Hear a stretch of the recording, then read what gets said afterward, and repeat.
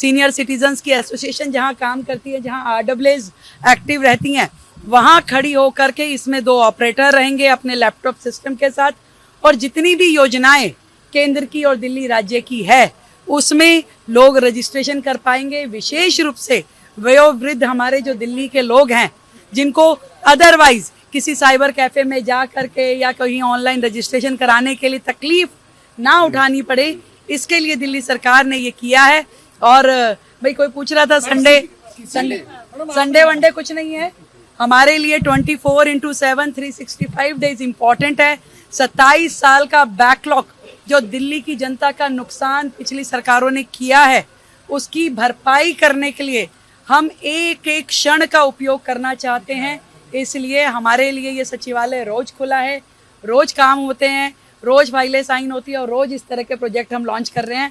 तो एक एक क्षण दिल्ली की जनता का उपयोग कर सकें, उनके दिए हुए वोट का हम उनको कर्ज चुका सकें और मोदी जी के जो सपनों की दिल्ली है इसको बना सके, उसे साकार कर सके। लगातार चल रहा है और देखिए, आप देखते जाइए, रोजाना हमारी कोशिश रहती है कि दिल्ली के लोगों को बेहतरी दे सकें। दिल्ली की सड़कें, दिल्ली का माहौल, दिल्ली का एटमॉस्फेयर, दिल्ली की यमुना जी, हर चीज को बेहतर करने के लिए सरकार काम कर रही है। राहुल गांधी जी की एक अमेरिका की वीडियो आज सामने आई जो कि 21 तारीख की है, उसको अब तक दबाकर रखा गया, जिसमें एक सिख नौजवान राहुल गांधी जी से सवाल कर रहा है कि 1984 का सिख कत्लेआम कराने वाले सज्जन कुमार, जगदीश टाइटर, कमलनाथ जैसे लोग अभी भी कांग्रेस में क्यों हैं। मुझे दुख और खेद हुआ उस वीडियो को देखकर कि राहुल गांधी जी अभी भी उसी अहंकार में बैठे हैं, उसी नफरत भरी सोच में हैं जो उन्होंने बहुत साल पहले कहा था कि जब मैंने अपनी दादी को मरते देखा तो मुझे सिखों पे बहुत गुस्सा था, मुझे नफरत थी। आज भी उसी नफरत को पाले बैठे हैं। उन्होंने कहा कि मुझे दुख है जो कांग्रेस के 1980 में किया। आज भी वह इंसान इस बात की माफी मांगने को तैयार नहीं कि उनके पिता ने बेकसूर सिखों के गले में टायर डालकर हजारों सिखों को मरवाया।